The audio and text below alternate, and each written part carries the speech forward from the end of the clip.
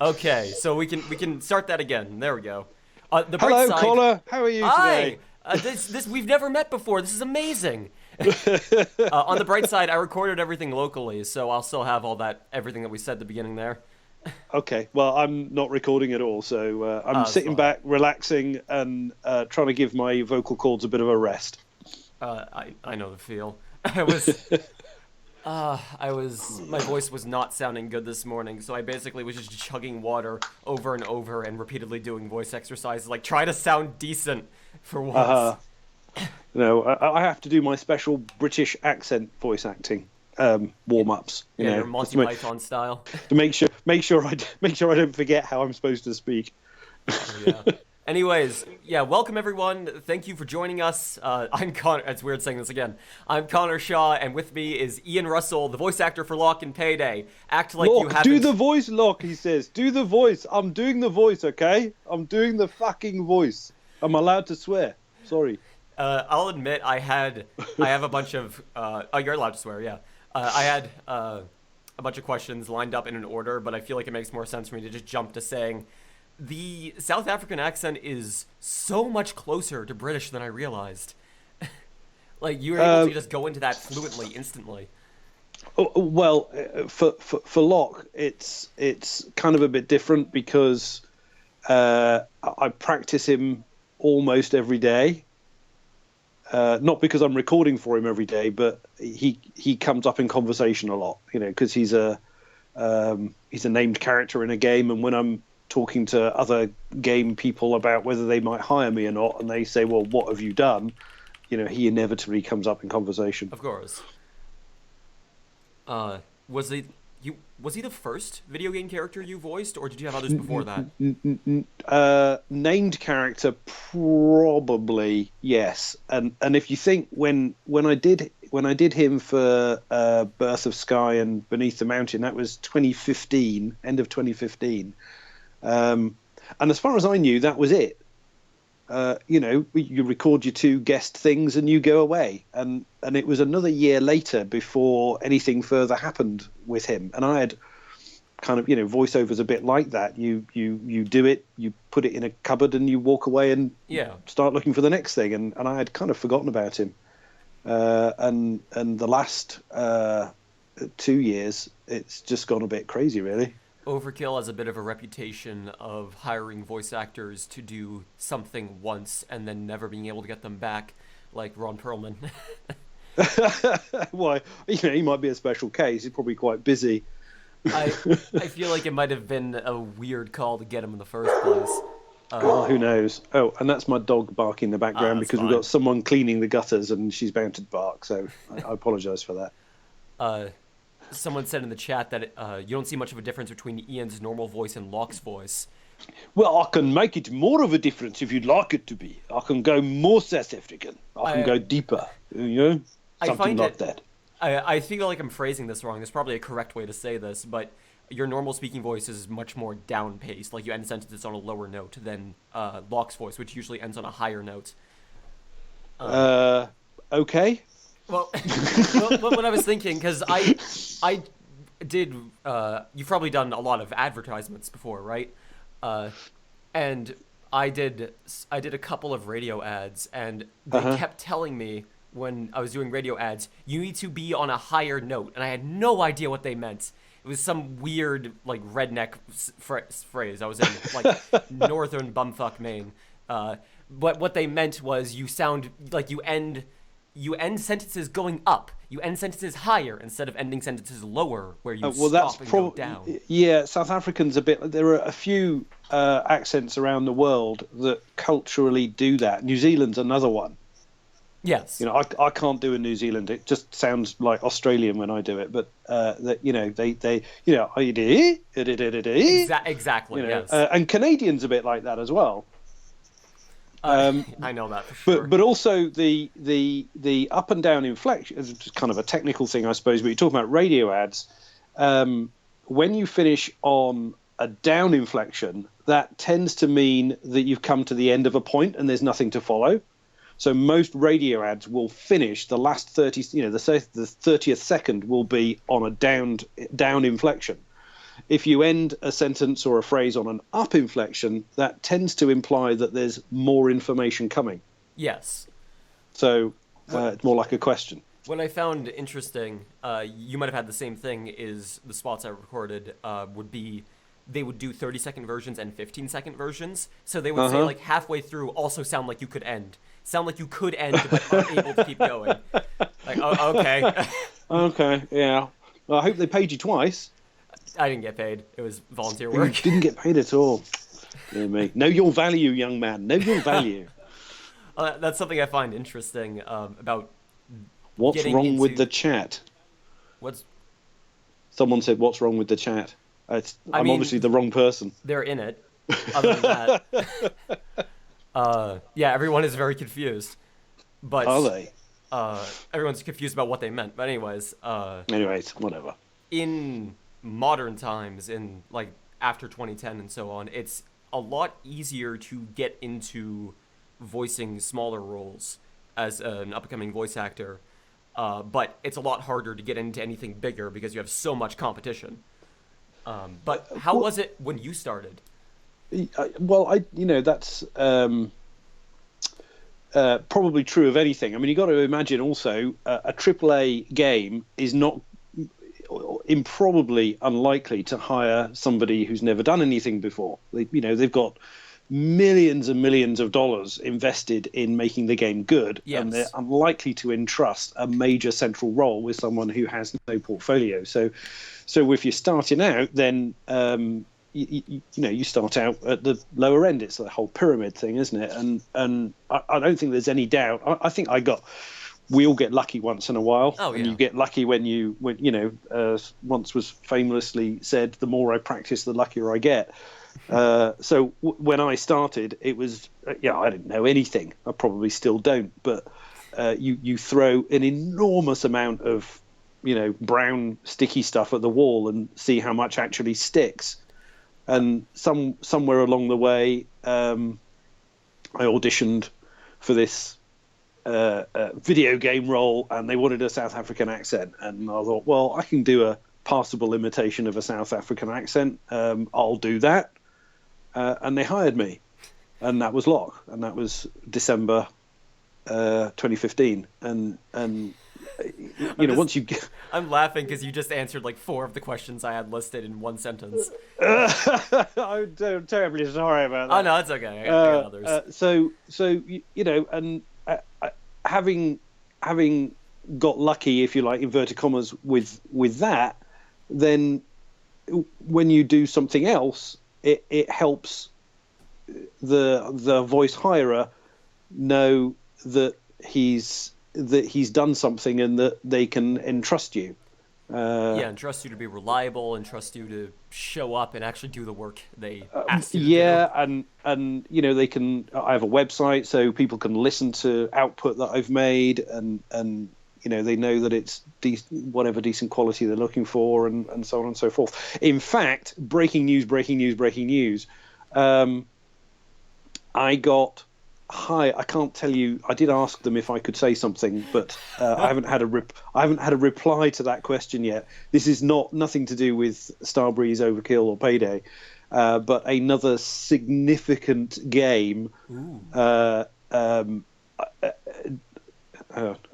rewind a bit. So last week, I was told I was shortlisted, and could I do a second audition for this particular game? So I did a second audition, and where are we today? Wednesday. Monday, I got told that could I do a third audition? It was me or one other. Ooh. So it was down to the last 2. So I did that, and this morning I've been told that I've been cast. Yay! How big are we talking? Also, congratulations.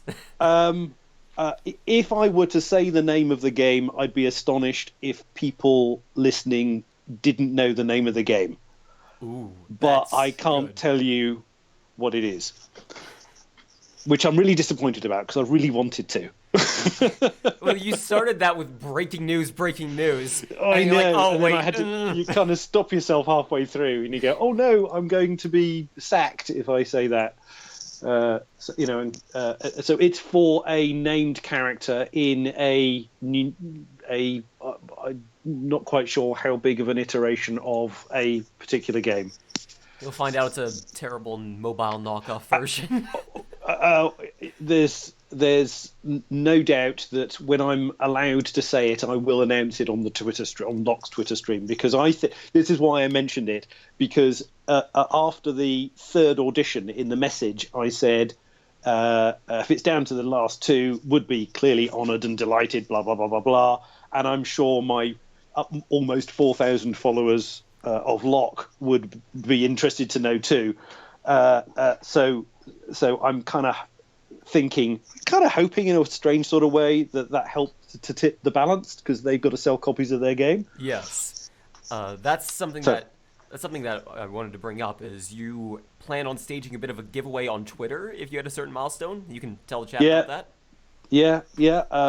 Well, a good number of them may already know, but we're getting close to 4,000 followers, which, it's kind of astonishing, really. And given that this started as a, I don't know, how did it start? So it started. Well, no, I'll talk about the giveaway first.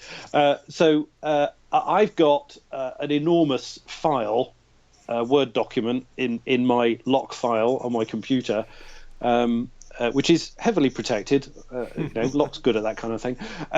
With I don't know, 200 plus mask codes of various shades, and the idea was that over time, as he reaches certain milestones, kind of arbitrary in a way, but I'll set aside some time and give back to the people that give to me.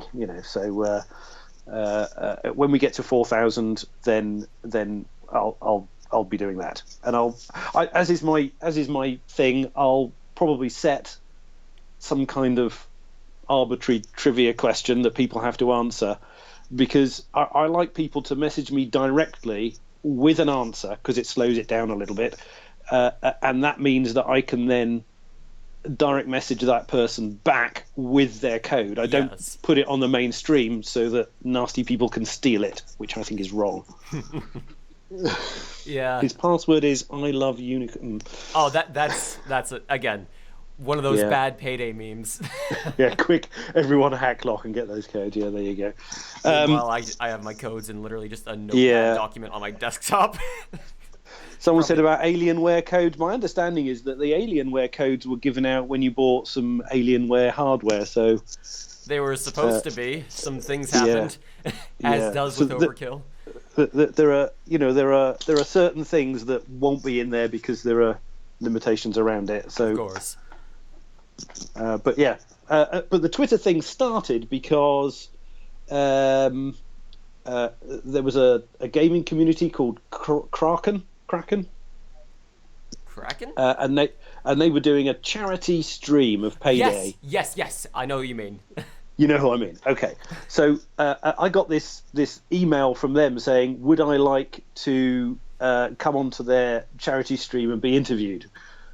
And I was like, is this a scam? Who are these people? Who's Locke? Because this is a year plus after I've done Locke. You totally forgot about it. Didn't think it'd be a big deal. Yeah. But people love Locke. So I went on that stream, and that's kind of where it all started, because there was one bit of it where they said, "Oh, you're not South African. Do another accent." So I proceeded to spend the next voices. Well, I started doing 20 minutes of different accents. From around the world, and did a little geographical tour, and the stream went wild, and it was fun, and it all went on from there. And they said, "Well, we're going to start a campaign to have Locke as a heister," and I'm like, "What's a heister?" So that's how Locke got his Twitter account, because they said, make sure you don't use your normal Twitter account because you'll get a lot of numpties on there bothering you. So I did. That's how that started, and kind of it's gone on from there, and it's great fun. I go on most days and have a bit of banter. It's good fun. What you started as in terms of the voice for Payday was a contractor, which is just the voice, just generic voice lines for the person. Like it's all flavor basically.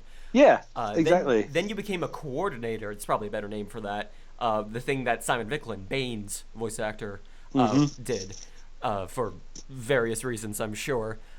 And yeah, there are lots of people who want you to be a heister, because even when your character was made out to be, you were a rat, you were the bad guy for the short while that people thought you were.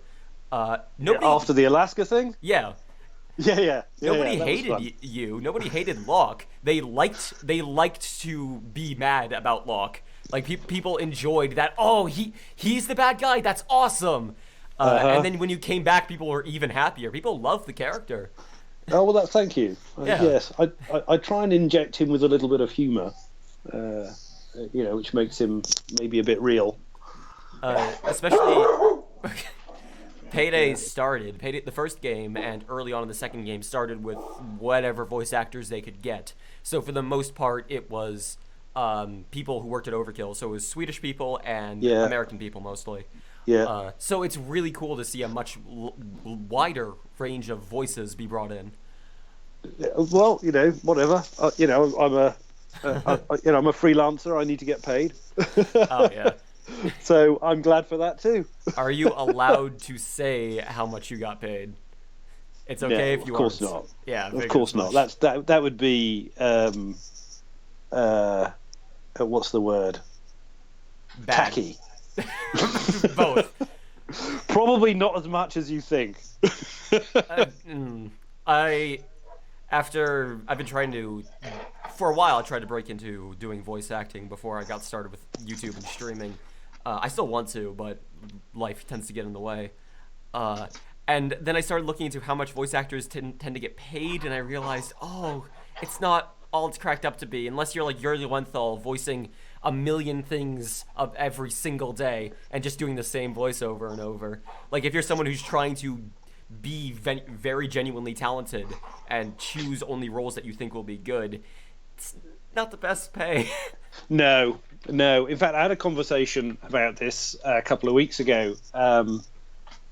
We've just finished 2017, and in my little circle of voiceover friends, I'm known as a guy who does a bit of video game work, and they always are, what's happening with Locke, all that kind of thing. And I said, well, so in 2017 I was hired and recorded over 300 projects. So it's wow. In terms of working days, it's a little bit more than one per working day. Yes. But probably only 30, maybe 40 of those were video game projects. With my dulcet British tones, yes. I get hired a lot for corporate video work. I saw in your voice reel some like orange juice adverts, like very bare bones things. Yeah, that's on the first ever commercial reel that I cut. That's the second spot on that commercial reel after my 1940s Radio Man. I know exactly which spot you're talking about, and I wasn't hired to do that. That was me just doing that as a part of a demonstration reel. Makes sense, yeah. But yeah, so I get hired. Even TV work, that's a very narrow pyramid. To get hired for TV work is even rarer than for video game work. I mean, I saw this somewhere. There's like 15,000 video games launched every month. A lot of them tend to not have voice actors, though. Of course, completely. But nevertheless, it gives you some sense of the scale of the business. Yes. TV ads are fewer. They do pay. TV ads pay a bit better, but you get fewer of them. So in 2017, I think I recorded either 4 or 5 TV adverts, for example. I feel like it ends up being video games there's a certain select amount of video games that will have seriously hundreds or sometimes thousands of different voice actors on them now. Even in Payday alone, there surely is at least 50, maybe even more than that, different voice actors in that game. A lot of them keep coming back to voice characters over and over again. Yeah, including me. I'm sorry. Well, I think you got lucky with lucky. You with Payday in particular, you've kind of you got a series that people are, to say the least, very dedicated to. Oh, for sure. Yes. But that also means that the inevitable Payday 3 that happens, you might be able to come back again. Like, people might demand that you come back. I mean, they did it with Pete Gold, Hoxton's voice actor. I heard about that. Yeah, he wasn't in Payday 2 originally, but people wanted him back so badly that Overkill ended up having to bring him back. I don't get that choice, so Really? we'll see. Oh no! Yeah, I don't go to Starbreeze and say, you don't "Fire choose me that for choice." the next Sorry. iteration of Payday. You what's it?" I thought you meant I you don't didn't get to do that. understand the choice. I don't get that choice. No, like, I get the. Like, why would they bring him back? I don't get that. That's a very I don't get that. No, I don't receive the choice. It's not my choice to make. It's someone else's choice to make. All I can do is hope that I do a good job and that they want to hire me. I hope so. I mean, you've already had, like, you just started as a contractor, but then you're now a coordinator, and there's people who want you even as a heister now. So you're definitely on the way to being one of the Payday voices, if not already. Well, whatever. I have to be very humble about these things, I feel. I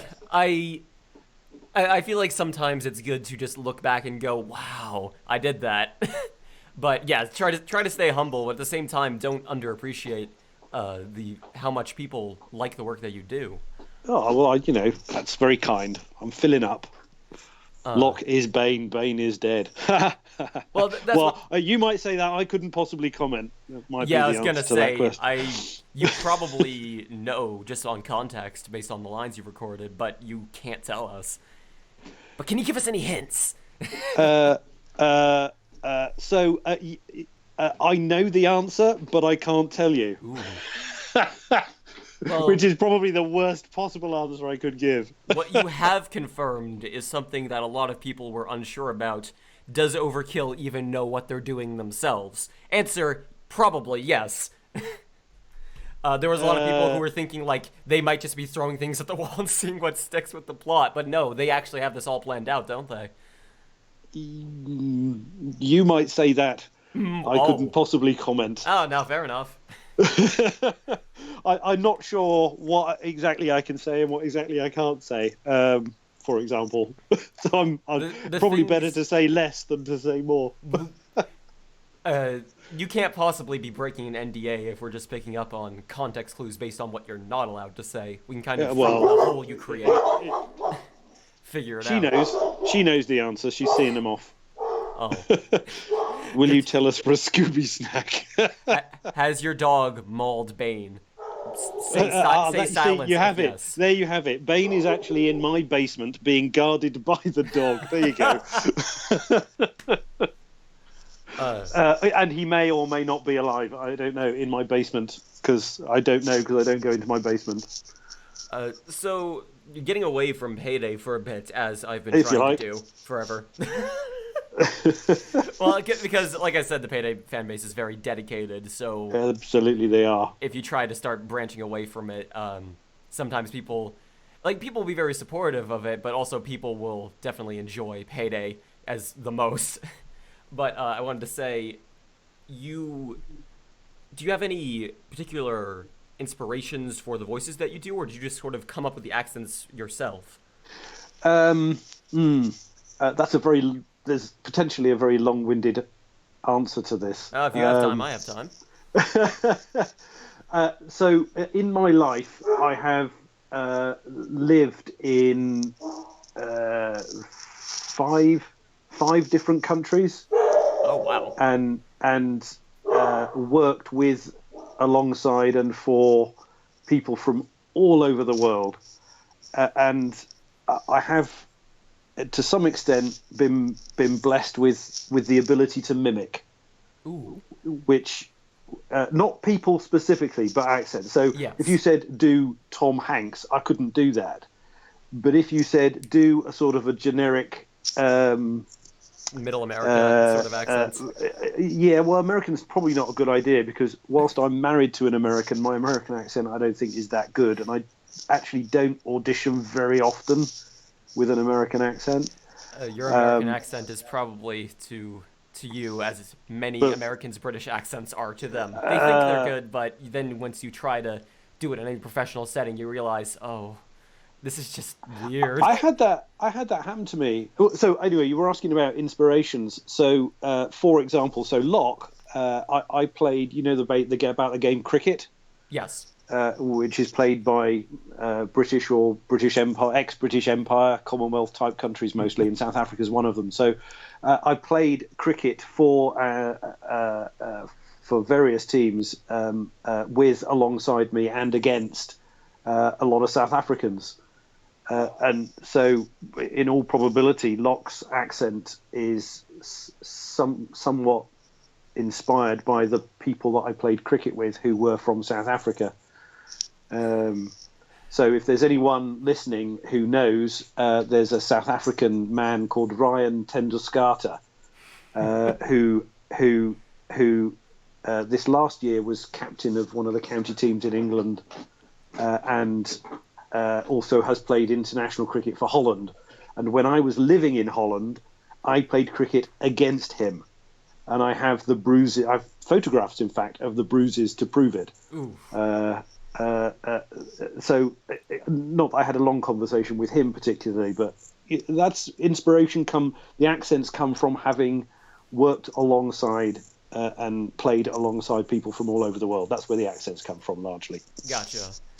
Yeah, you're sort of just inspired by the people around you, but when you actually go to the countries, it makes it so much easier to hear things beyond just the telephoned version that you would hear in other places. For sure. Well, I also know where that came from. For sure. Yes. One of the writers said that he was quite inspired by a football manager who I think at the time was managing, or maybe even still managing, Liverpool Football Club, and the for sure came from that. Apparently, so he said. I like the way you said that. I guess whatever. Well, he told me that, but other people might deny it. I don't know. I like the idea that he said, "Oh, I thought it was profound. I made it up." I thought it we'll give us some backstory, some rich backstory to the tapestry of this character. No, it was just something I wrote that sounded nice. Yes, Ace Bats, English football, not American football. Yes, Liverpool FC. You have no idea what you've just done by acknowledging Ace Bats. Oh dear, I'm sorry. He's a bit of a class clown, we'll say. But Ian, this is a question in the chat. Do you wish that they let you use your real face for in-game representation like many of the other contractors did? Because when they did the Payday live action series, many of the voice actors were also visual actors as well, and they portrayed themselves. Should Locke ever be filmed as a live action, I would love for that to be the case. But would you want it to be you visually acting, or would you want it to be someone else ADR? You want it to be you. Yeah, of course. Why not? Why wouldn't I? Well, because there's already a face associated with the character. You have to put on a big bushy mustache and maybe a little bit of a. They can do amazing things with makeup these days. That's fair. I remember the last time they did that, Overkill had to ADR someone doing the visual acting for Hoxton and have Pete Gold dub over him. It wasn't good.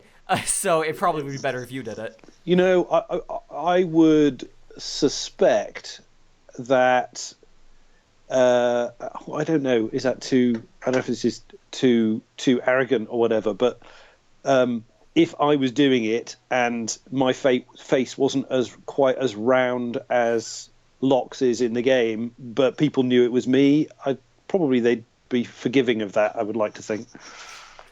On that note, would you're totally in your rights to just not answer any of this question if you feel like you'll perjure yourself by mistake.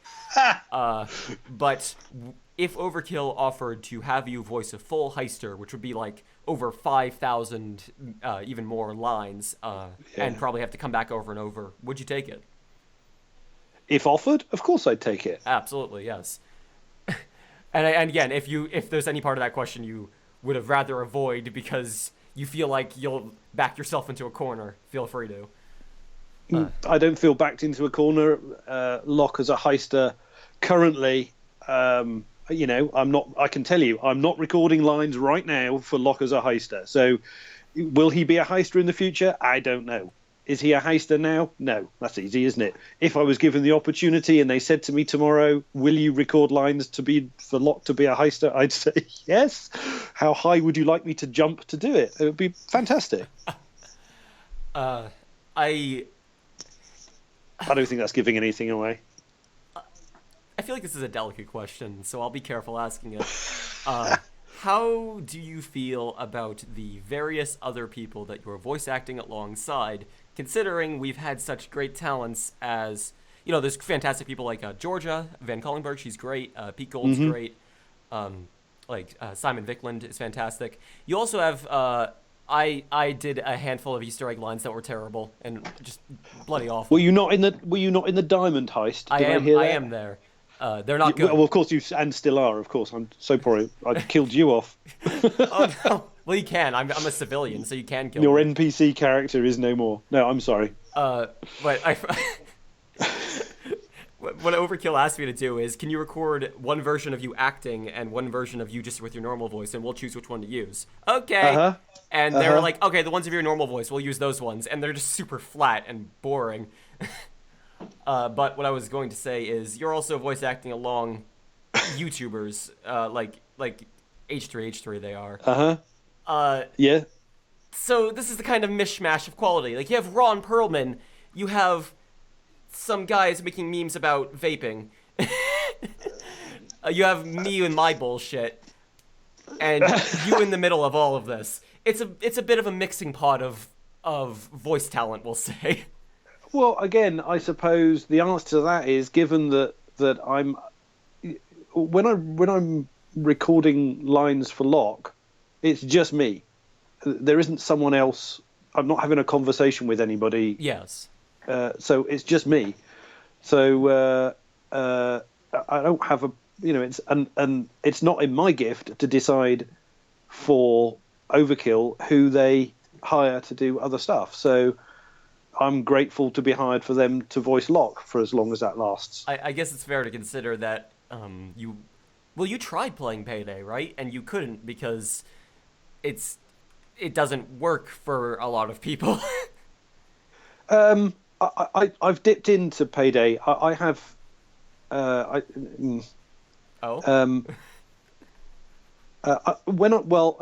reactions aren't what they used to be. When I was playing cricket against Ryan Tendescata, my reactions were a bit better, and I get scared very easily. so real time games like Payday, I'm not very good at. Oh, that's entirely fair. Neither of us are. You put me in the middle of 100 people screaming at me and shooting guns, and I just want to hide in a corner, probably. The thing is, just by hiding in a corner, you're already doing better than most other people do, running off and dying in the middle of nowhere. Oh dear! And there was a time there where I was trying to get a bit more, Payday time. But you also got to remember that if you want to get good at something, you've got to invest a fair amount of time in it. I currently am sitting at 3,000 hours in Payday, so yes. Yeah, and I'm sitting at probably 3. I mean, I've spent more time recording lines for Payday than I have playing Payday by a country mile. So for me, playing games is a bit of fun, that as long as I can just dip in and dip out. So games like Payday that require an enormous amount of time investment to get good at, I'm probably never going to be that good at because I just don't have the time to do it. Yeah, exactly. I barely have the time to play the game myself when I'm not making videos or streaming it, and I'm not doing much over here. Yeah, no, I think the Locke heists are fantastic, but I'm sorry, I'm answering questions that people are putting up on the chat. I think they're fantastic. I think the writing in them is I was able to bring in a fair amount of humor, which I quite like. What I find curious, Do you like the new Point Break movie? Because that's what you were signed on for. That's right. I have to admit I haven't been to see it. Did you see the old Point Break? Yeah, I was a big fan of the old Point Break because I was a volleyball player, so there aren't too Ah. many movies with volleyball in it. So, Oh, I'm sorry to say the new Point you Break know, isn't very good. well, as, you know, if the Point Break heists are at least as good as the movie, we're doing all right. The heists are way better than the movie was, at least in my There you opinion. go. There you go. There you go. Uh, I, Who's my favourite heister? Oh, I don't have a favourite heister. That's unfair. I did want to ask, speaking of favorites, do you have a favorite character archetype from your Afro-Eurasian range that you enjoy voicing, like Scottish, South African, proper British? Bleh. Not really? Uh, so what the voice that I use now is clearly the one that I use the most. Yes. You know, I record more in this voice, maybe slightly deeper depending on what it is, but than anything else. So given that this is the voice that pays the bills, from that point of view, this would be a good voice. But as an actor, I get a real kick out of creating characters in voices that are not my own. Yes. So there's Locke. Clearly, you know, I love playing Locke. He's just, you know, his psyche is so mixed up in so many ways, and his character has developed in some interesting directions, and that's good for me as an actor, as a performer. That's nice. I got the opportunity. This is only a really small indie game, but they wanted a Scottish accent for this space captain, and I recorded it. And it's just an on-spec trailer that they've put out. But I think it's not just for my voice, but I really like it. Yes. You know, I think they did a great job putting it together. There's another one which is they just changed the name of it. It was originally called Grim Forest, as they've now called it something like Gaia or Gora or something like that. But I did yes. a trailer. I did a trailer for them in a sort of a European voice, sort of slightly Dutch. I was gonna say European is a bit vague, but I get what you mean. But again, that trailer, I love watching that trailer. You know, they did such a good job with it. The Cravers from Endless Space. Yes, I saw that. I'm the faction voice for that, but they put so much post-production on it, you'd barely know it was me. But you know, cinematically, it's fantastic to watch. So you know, with things where I get to create not in my own voice are fantastic. The one that I've been hired for that I can't tell you about, that's the famous person, the famous person creative inspiration that they gave the auditioners for that was Alan Rickman as Snape. Yes. So is it close to that, or? Well, I am not Alan Rickman. Well, you aren't, are you? In many ways, I'm thankful for that because he sadly passed away. But I was going to say you're still here, but that sounds a bit more rude than I meant it. I love Alan Rickman. I had the opportunity to watch him playing Hamlet in Liverpool many years ago. Fantastic. And I don't know because it's before the Harry Potter series, but he played it with this big black cape thing, and I do wonder whether the costume he used for that Macbeth was something of the inspiration for the costume for Snape, because they weren't entirely dissimilar. Yes, I think. Yeah, I'm the Cravers. I'm the faction leader. I did the trailers, and then they hired me again to do the in-game faction voice for Cravers. The Cravers leader. That's me. I do find companies like to, when they can, if they have a voice actor that worked very well, they're like, let's just get them again. Do it over and over. So once you get that one in for games, it seems clearly, to be good. Clearly, you know, that's a bit of major importance to someone like me. Yes. Because there's people coming back and hiring you again. That's gravy. No real job security in voice acting. Well, any self-employed. Oh yeah. Business. Yeah, I know that for a fact. Yeah, that's a good question. How much of the lines for Locke are scripted or improvised? Yes, I meant to ask that. Yeah, or someone who's that? Some Britishly sarcastic gamer. Oh, another Brit. Oh, dear. Or maybe he's pretending to be British and is really South African. Who knows? Um, Shartel Copley. uh, yeah. The vast majority of the lines are scripted. But once in a while, there'll be something in the script, and I'll say, could I add this, or what do you think about that? Well, And we'll when just add it in. you get the voices from people that you've met and talked to frequently, like through in South Africa, you can just tell there's certain things, certain words. So like that I wouldn't hear anyone say that doesn't sound right. Mind if I change this? Uh huh. Uh huh. Yeah. Well, I lived in Holland for a while, so the Dutch language is not a lot of the slang words in Afrikaans, which Locke uses, are derived from the Dutch equivalent.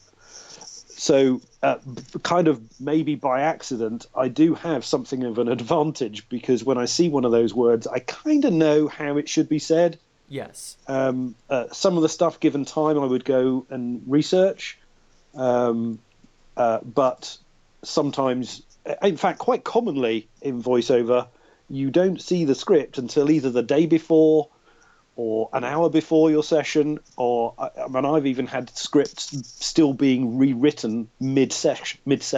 Oh, good lord. You know, oh yeah, yeah.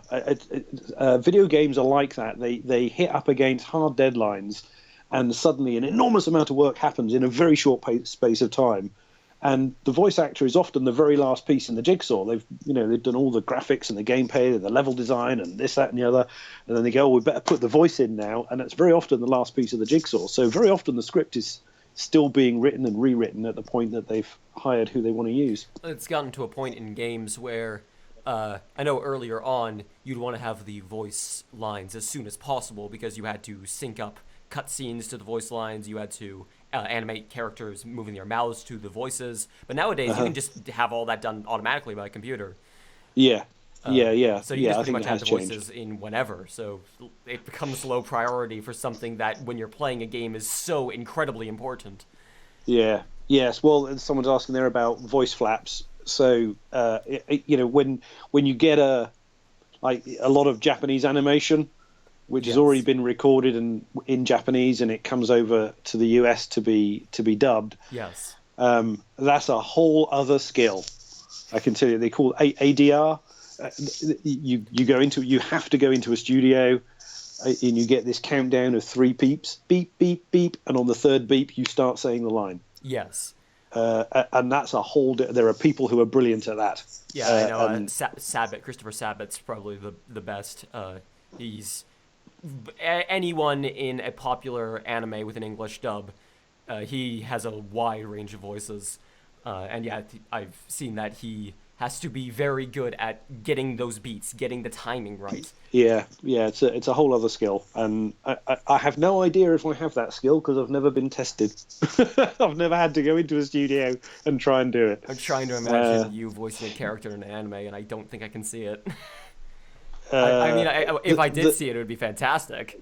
The nearest. Well, there are 2 things that I've done that are close to that. One, and I'm not even sure if it's been released yet, but there's a game called The Haven, That sounds familiar. which is being developed by the Game Bakers in France, and I'm voicing one of the main characters in that. And it looks very anime, but I don't know if that's. I don't even know if that's been released yet. I should go and check that. I just checked and Steam. It's not, unless it's No. not on Steam. I don't know. It all went very quiet after I voiced it because they obviously going away and doing their thing. Yes. The other thing is Rooster Teeth, who make Ruby, Wait, amongst really? other things.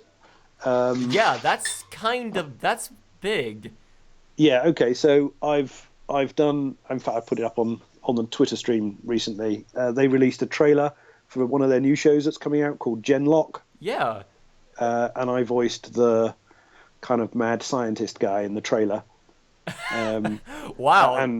And if assuming that goes into production and the mad professor scientist guy is a character in it, then I'd like to think maybe they'll come back to me. Who knows? That'd be good. That'd be cool. That took me by surprise because, especially in the YouTube world, Rooster Teeth are a very, very big deal. Yeah. So I've done some work for Rooster Teeth. That's fantastic. Yeah. I did want to ask, in general, in voice acting industry, how does casting for a certain accent go? Is it just you see a listing for, we need this accent, and you think I can do it? Or are you sometimes referred to by other people as... well, I guess what I was trying to say is, I was under the impression for a while, now I'm realizing that was wrong, that if someone wanted a Scottish voice or someone wanted a South African voice, they would much sooner hire someone from that region. But I guess that's not the case, is it? It sort of depends, might be the answer to that Depends question. on the accuracy they're going for.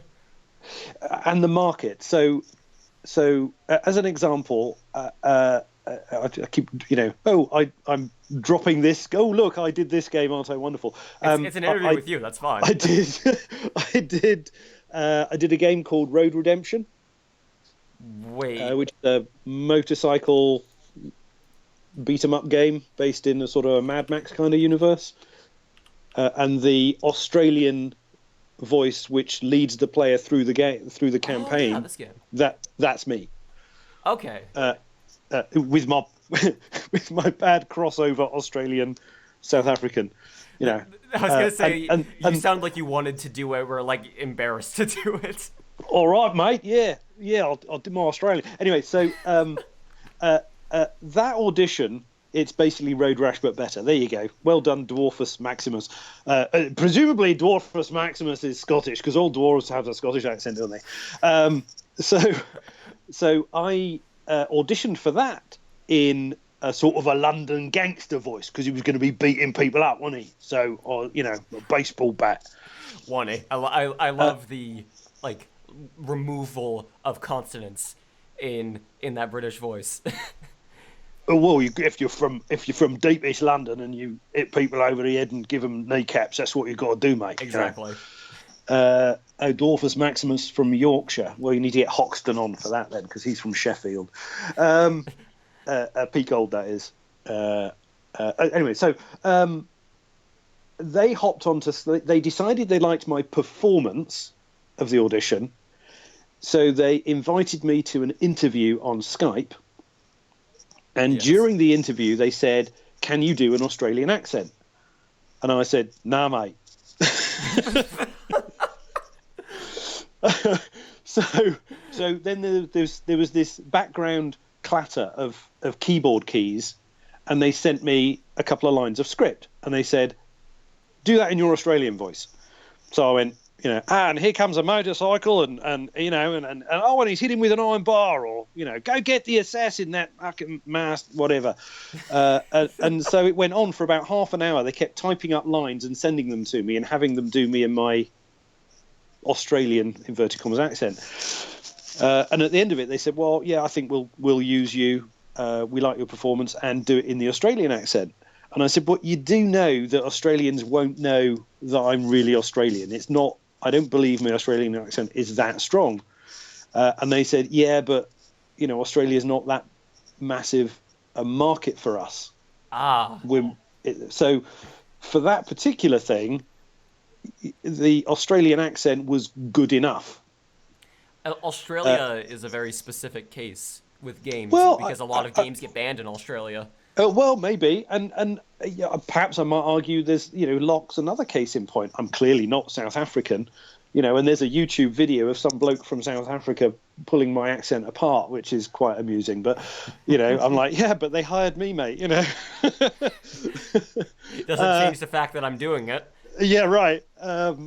But if my less than perfect American accent was used in a game marketed in America, probably that wouldn't go so well.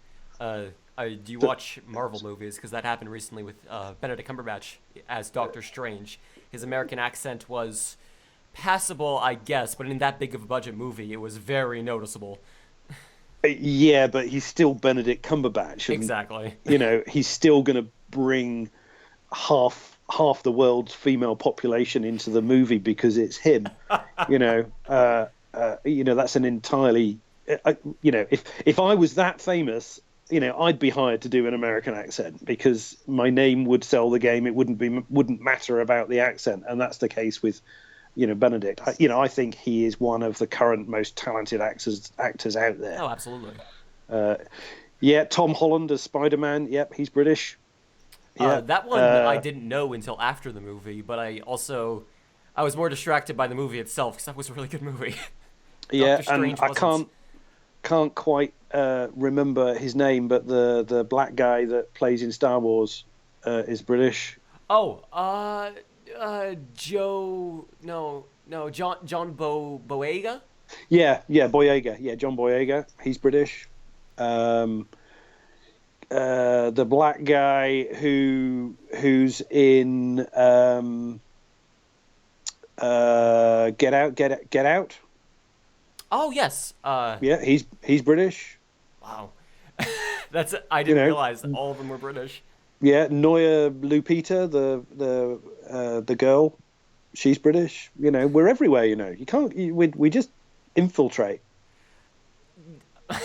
I was going to be really mean. I was going to say you have a history of that, but we do.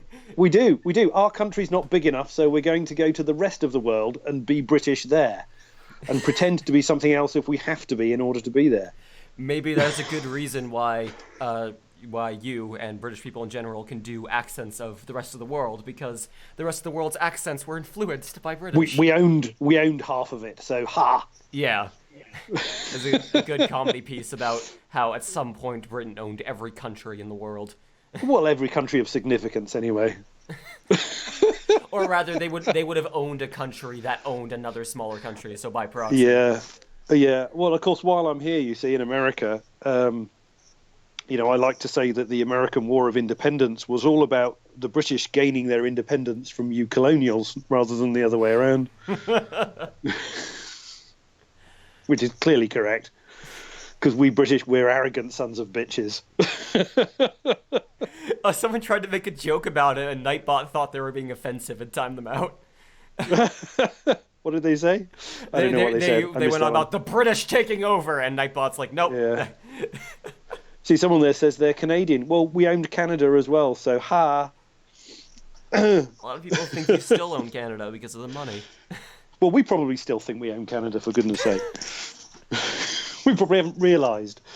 See, the Queen's still head of state there, so, we probably do still think that we're... Anyway. Next, move on. I personally grew up in a, just in between super redneck American country and French Canadian, just south of Quebec. In Canada. So I had a very interesting range of accents that... Bonjour, monsieur l'Américain. Yeah. I was going to do French, but I have 2 French moderators, and I feel like... one. I'm so sorry. But if you have one, they probably think they're as important as 2. Don't worry about it. I'm allowed to say that because I'm British. Wow. And my sister is her partner is French, so I'm fully allowed to insult the French, much as the French are fully allowed to insult the British, because we've been doing that for hundreds of years. That's something I wanted to mention earlier, by the way. The British owning the accent that you would do for a lot of British advertisements. Obviously you're already British, but I get the feeling that you get asked, can you make this more British a lot? That happened with Chekhov's actor. More British. Yeah, exactly. That happened with Chekhov's actor in the new Star Trek, good lord. Yeah. Get crucified for that, where he's already Russian, but they said, but can you make it more Russian?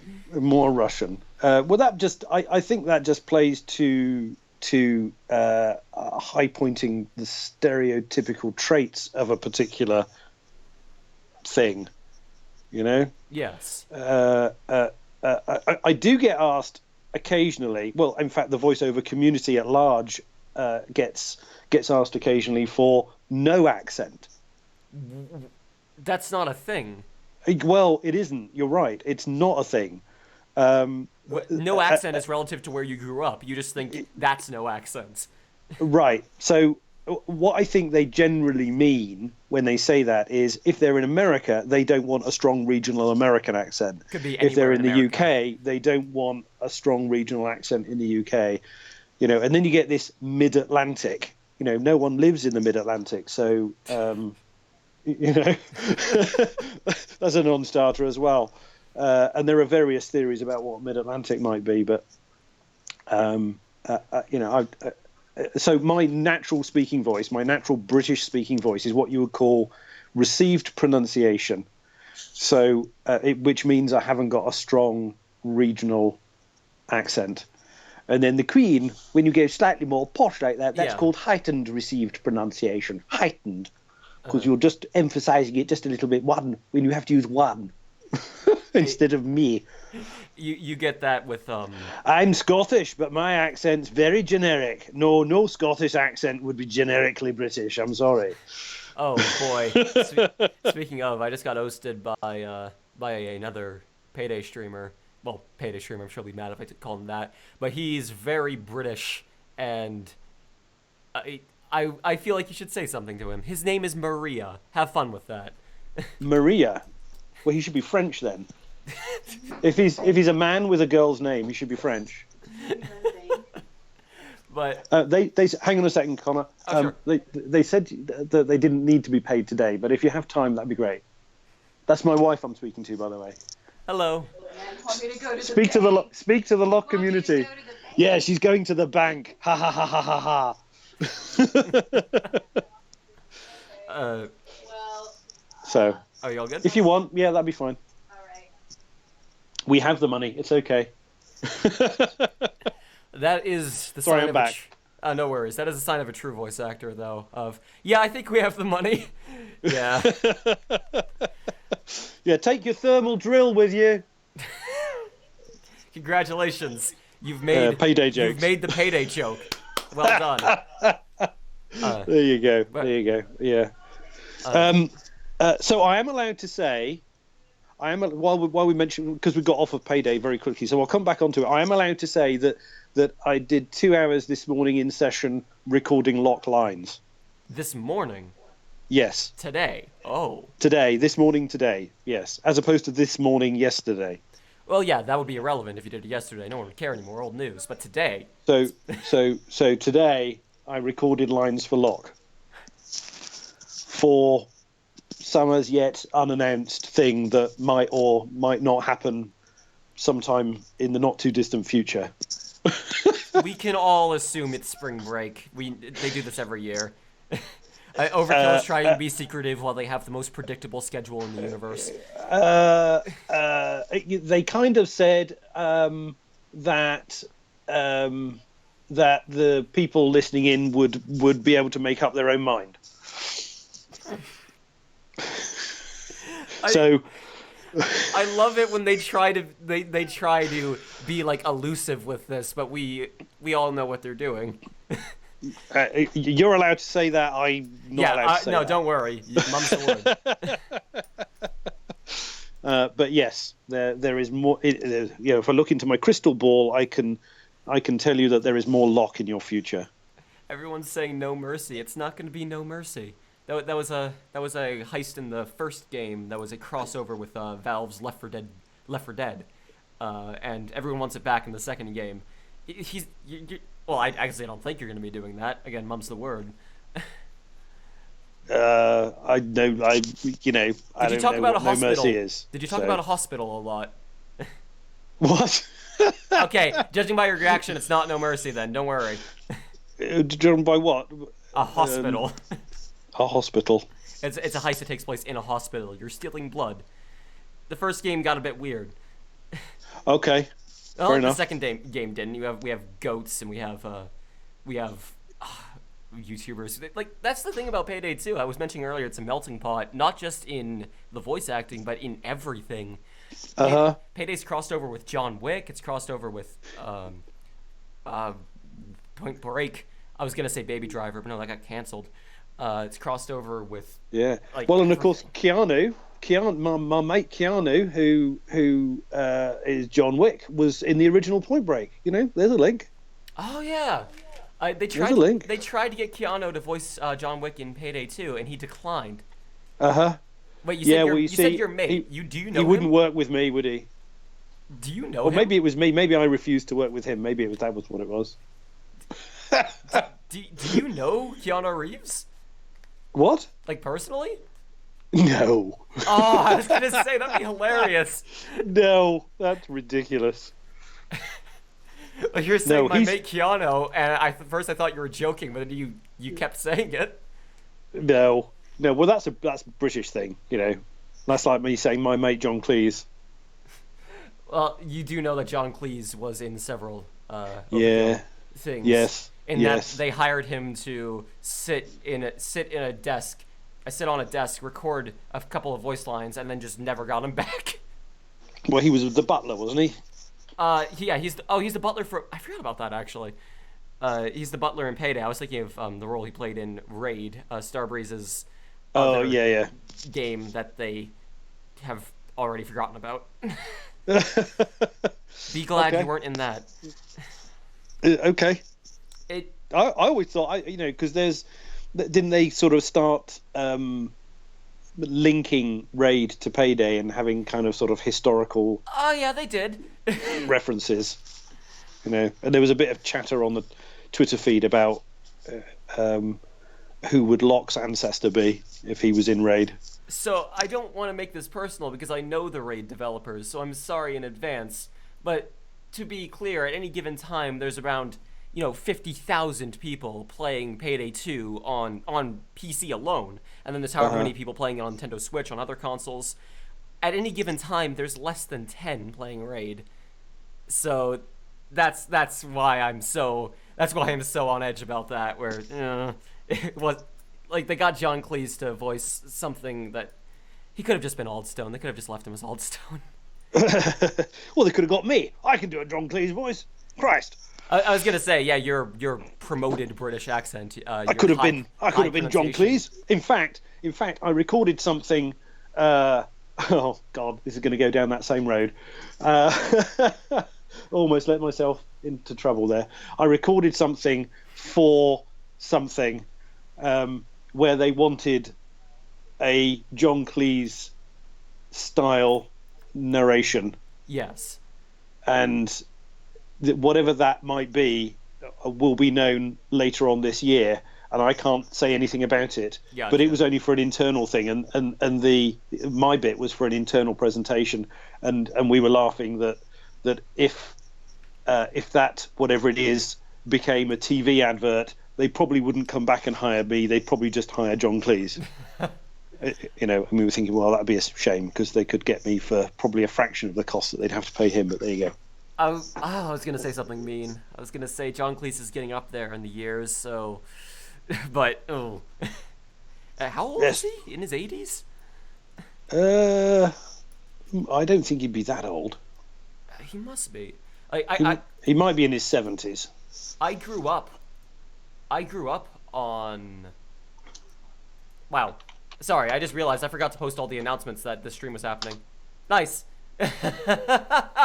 So that's why nobody showed up because people did show up. 70. He's 78. He was born in 1939. There you go.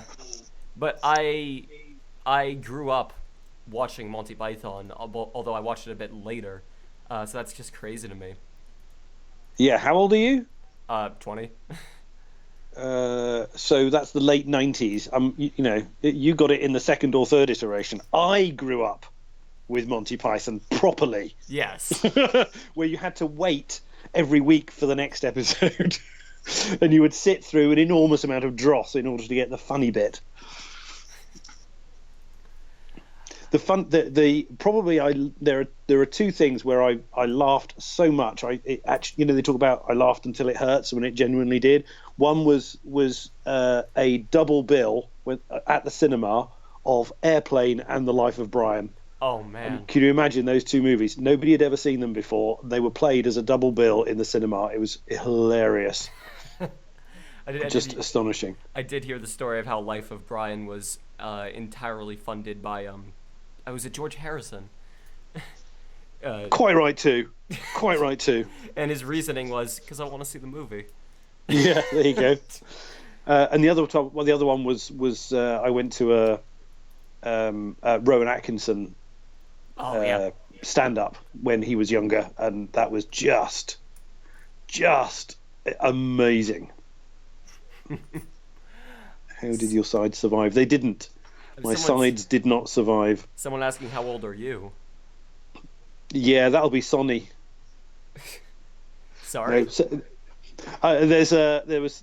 there's a guy who wants to know how old I am, and I got myself into the point where I said I'm not going to tell you, and he kept guessing, and it became a bit of a thing on Twitter. So I'm not going to answer that question. You're at least 20, and you're probably under 90. So we gotta start. That's probably reasonable. Yeah. If I was 48 and a half, the half would be very important. Yes, that's where the experience comes from. That half. Yeah, most definitely. Narrowing it down. You see, Ace Bats has spelt my name wrong, so he's not allowed to get an answer. I had to keep reminding myself it's 2 L's. 2 L's. I'll take, as with money, I'll take as many letters as I can get. Do you have a favorite line you recorded as Locke in particular, or anyone that stood out to you? The next one. Oh. The next line, whatever the next line might be, because that means that there's more Locke to come. I think the line about my mother's knicker drawer it has creates a bit of a buzz, and I've used that. I don't know if you've seen the photograph that I posted. That's actually my mother in a Payday mask in our spare bedroom. Oh my god! With me with a mask photo, on. Yes. Yeah, that really is my mother. She was the actor before I was the actor. Did she? Oh, really? Well, she knew why I wanted the photograph. Does she know anything in great detail about Payday? No, I wouldn't think so. Yeah, fair enough. But she was game. And the big black chopper, there's plenty of room for humour there. And I can't remember whether it was Birth of Sky or Beneath the Mountain, but there's a bit where Locke hums the 1812 overture when he's waiting for bombs to go off. That is Beneath the Mountain. You're waiting in an airlock. Yeah. So coming back to improvisation, that was my choice. I chose that. I did that. That's my contribution. In its entirety. That's the innovation of Locke singing or humming the 1812 overture is all mine. Nice. So we've been going about an hour. If you're good to keep going for a little bit longer, I am. But I've also I've expelled my list. So if Chad has any questions, Chat's got any questions? We can. Does Russell mean Ethan? That's one of the YouTubers who voiced a full character in the game. It's not a sentence. It was you play them as your main character. Oh, okay. You see, that's my naivety. Well, given that I don't play Payday very often, when you go on, there's a character that's there. I don't know who it is, but that's who I play. You probably play Dallas. That's the default. Probably. Yes, most likely. Yeah, it'd be Dallas then. When are you going to make appearances at conventions?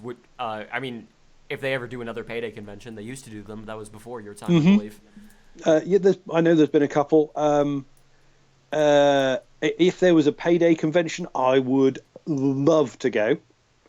I do go to conventions, not specifically as a guest, but my eldest daughter quite likes the whole cosplay thing, so I take her and then I go and bug the voice actors that they have on panels and introduce myself to them, because you never know where that might lead. Um, I mean, you just have to put yourself out there, even if you look like a bit of a dork doing it. yes, yeah, and I have a hat now. I have a Oh, hat that says that's got my website and my the British Voice printed on it. So when I go to cons, I will be wearing that hat from here on in. Um, in all probability, I will be at MomoCon in Atlanta in May, ooh. because my daughter graduates in May from high school, and that's going to be her. We said, "What do you want as a graduation present?" And tickets to MomoCon were high on the list. And I had the thought that what I might do is wear this hat. I've still got some masks floating about. You know, the cheap ones, the plastic formed ones. Oh yeah. I'll take them in a bag, and if anybody's at MomoCon and comes up and goes, "I know who you are, you're Locke," I'll give them a mask. Your impression of the average Payday fan is not far off. I know you, Oh, you're Locke. Locke for sure. Do you like Almir? I've never met him. So He's usually flying somewhere, as far as I yeah, know. yeah, he posts lots of pictures of him getting on or off airplanes. When did I start doing voice acting? I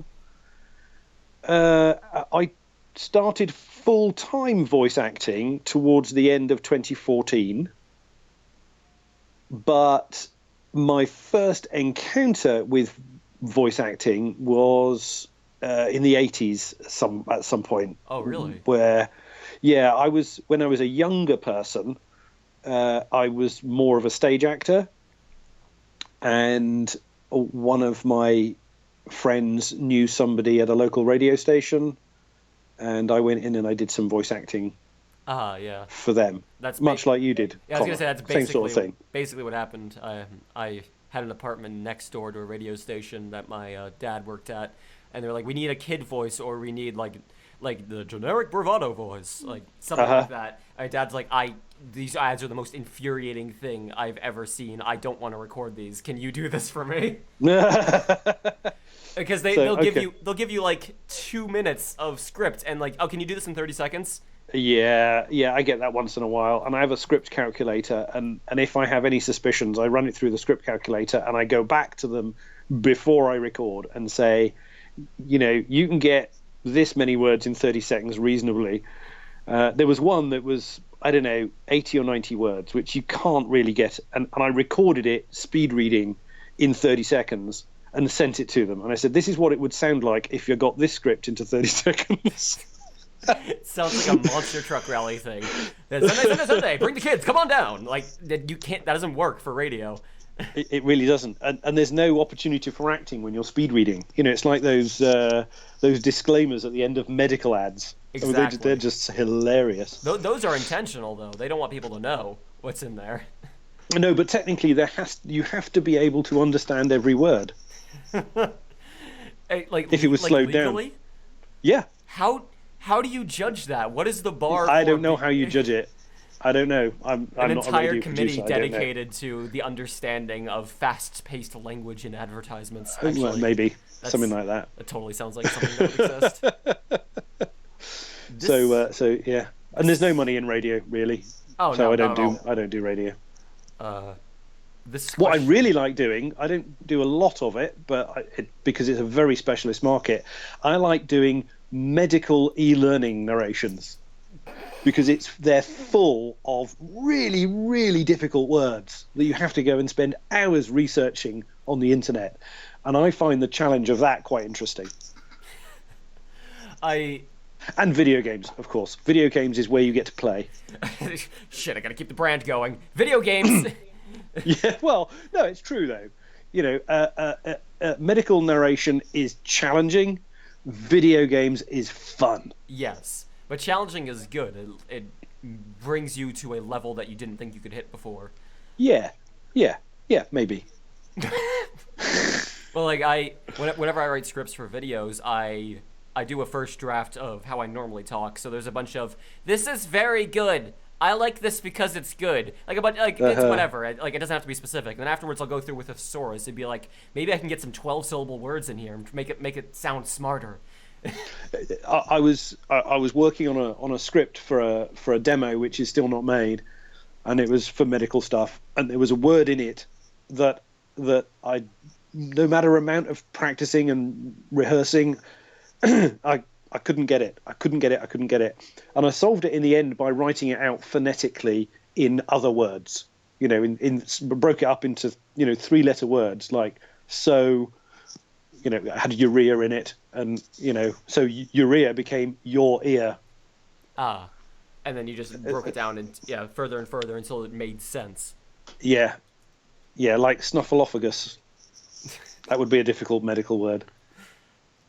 I'm sorry, sir, but someone's written snuffleupagus on we your can't treat your chat snuffleupagus. I can't even say it. Damn it.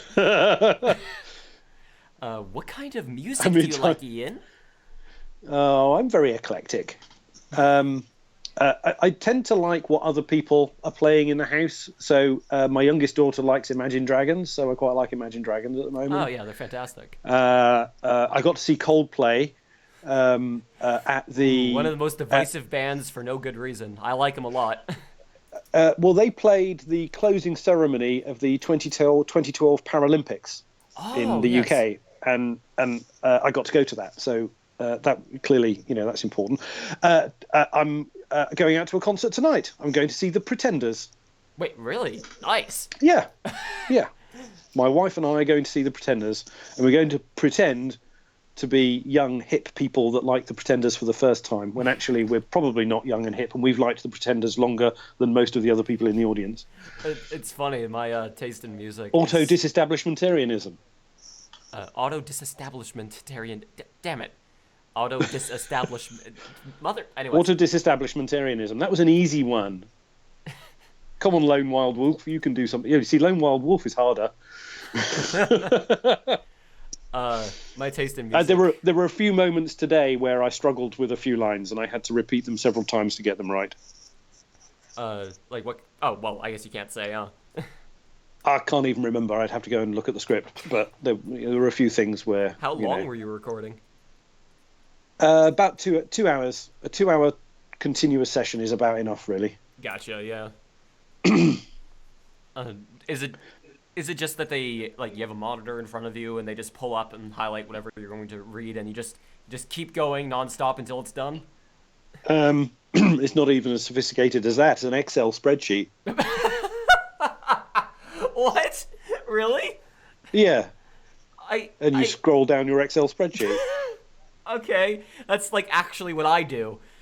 So there you are. You're at the cutting edge of I thought that overkill would have gotten a little more than that at this point.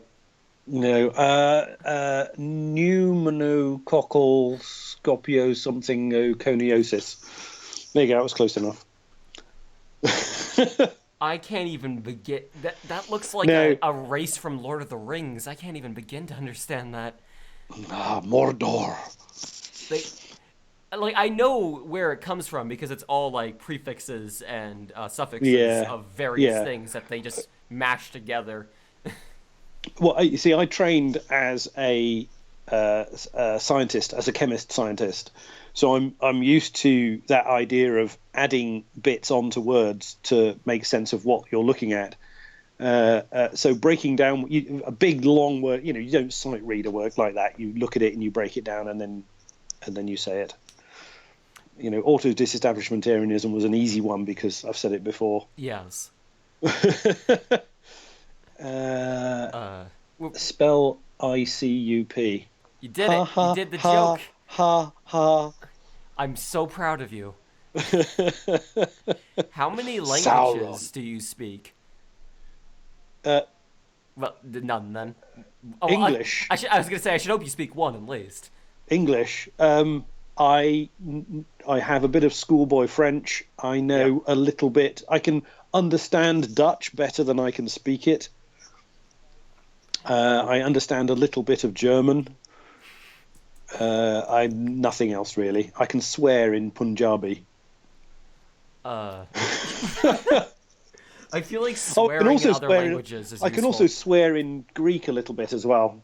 But that's because when I was at university, I had a Punjabi and a Greek on living in my dorm, and they taught me how to swear in their individual languages. We already answered that earlier, some guy, but I saw someone asking, what video games do you play, if any?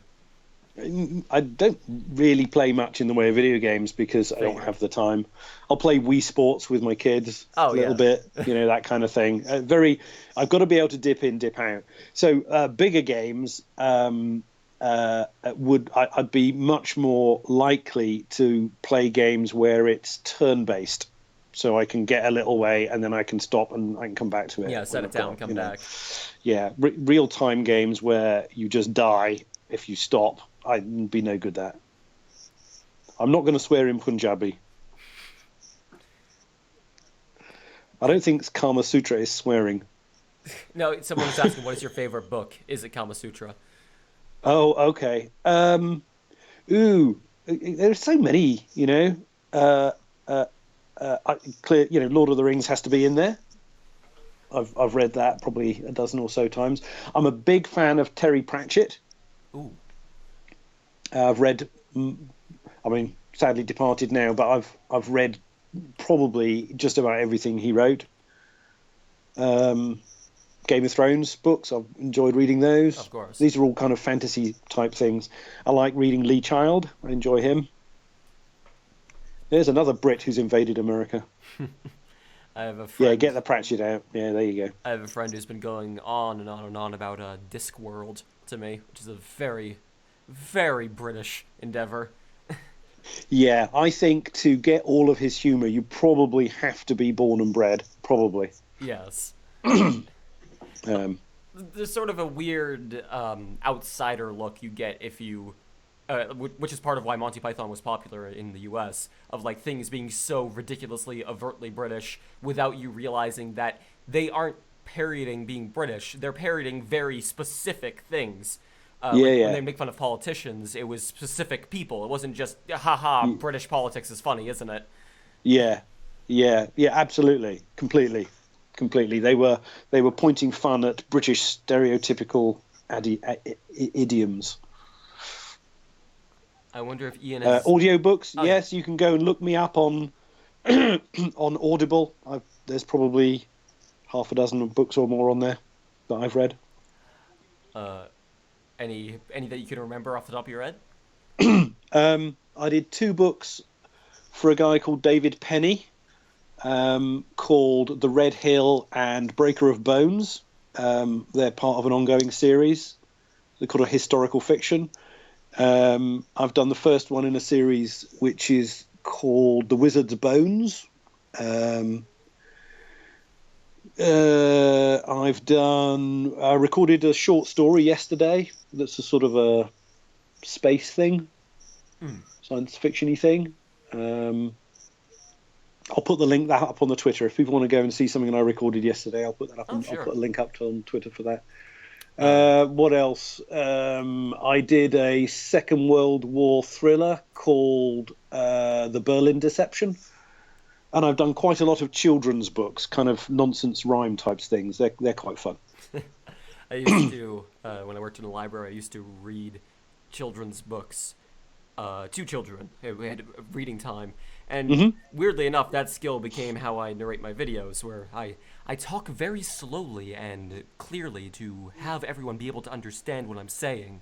That's like doing e-learning to people who don't speak English as a first language. Exactly. I get a lot of people saying, you sound like you're being really facetious or you're talking down to us. I'm like, it's because I kind of am. I'm talking to children. I'm about 4 hours into a technical training about the ARM Cortex M4 processor, which is for non-native English speakers. I mean, it's an extraordinarily technical thing for people who's not their first language. It's quite fun. It's probably a good idea to wrap up this interview soon. Sure. Because it's been over an hour and a half, but we can get a handful more questions. Different reading an audiobook compared to other voice acting. Yeah, I mean, full-size audiobooks, 100,000 words. I mean, that's a big undertaking. And it takes a lot of time. And audiobooks, I don't mean derogatory towards audiobooks because I think they're marvelous things, but the rate of pay per hour is is not fantastic for the amount of work involved. But of course, if you're on royalty shares with a main author and you're getting ongoing income, that they're good for that. Here's how to speak Canadian. You just have to say out and about. Oot. It's oot. Oot. Yeah, like all the A's are pronounced as like A. O U's. You've got to put A at the end of every but sentence. E is pronounced as A. Whatever. Yeah. Do you want to have a Locke heister in Payday? Yeah, why not? What job did you want to have as a kid? Ice cream man. I want to be one of those people in one of these vans that went around the streets selling ice cream. That was probably the most exciting thing in my universe as a 5-year-old, was being able to go out on the street and buy an ice cream. To spread joy to everyone. How many lines? I don't know. I haven't counted. What training do you do by now? What training do you do for voice acting?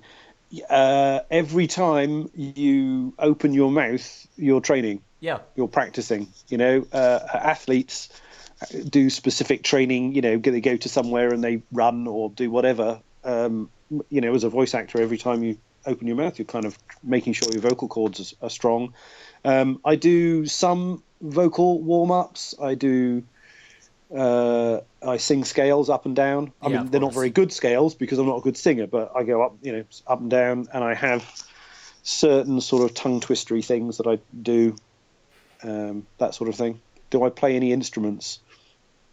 I play every instrument there is, but I play all of them very, very badly.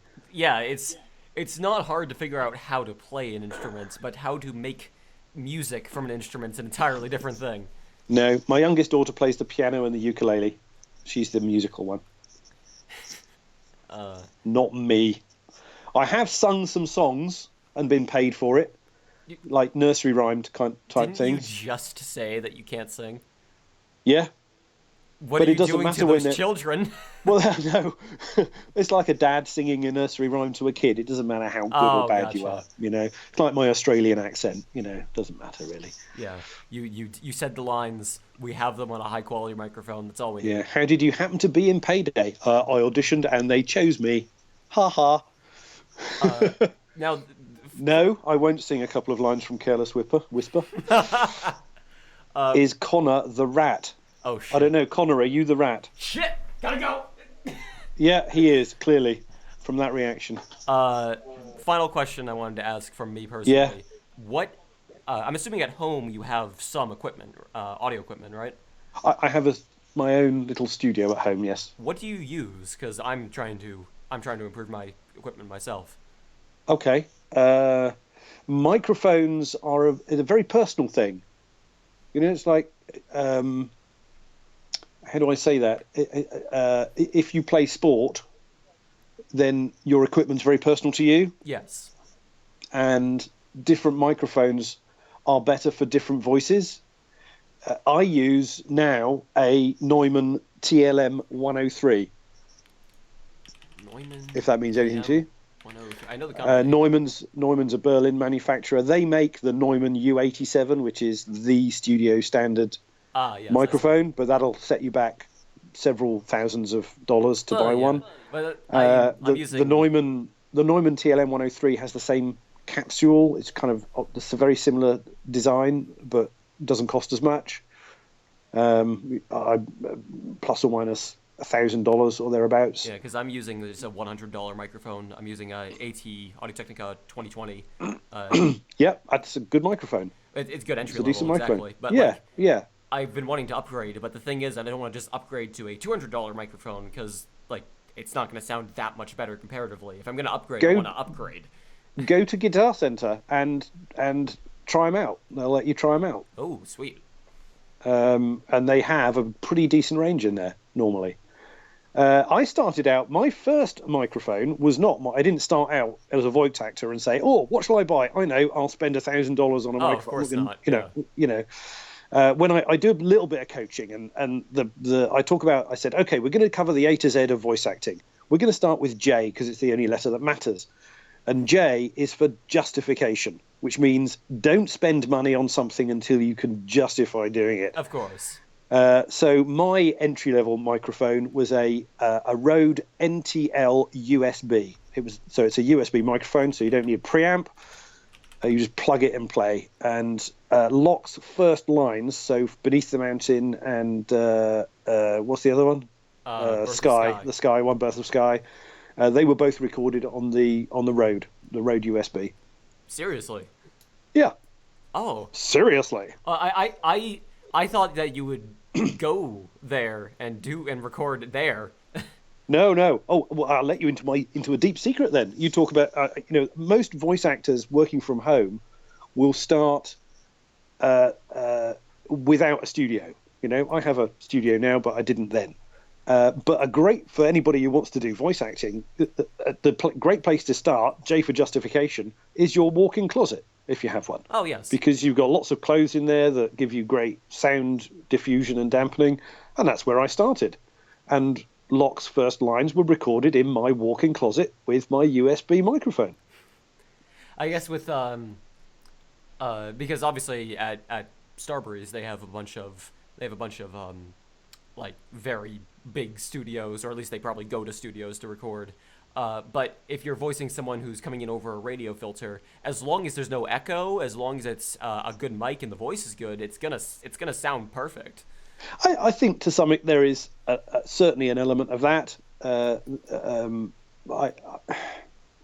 take it to another in another slight direction, my first national TV advert, which was played in the UK, was also recorded in my walk-in closet on my Rode USB.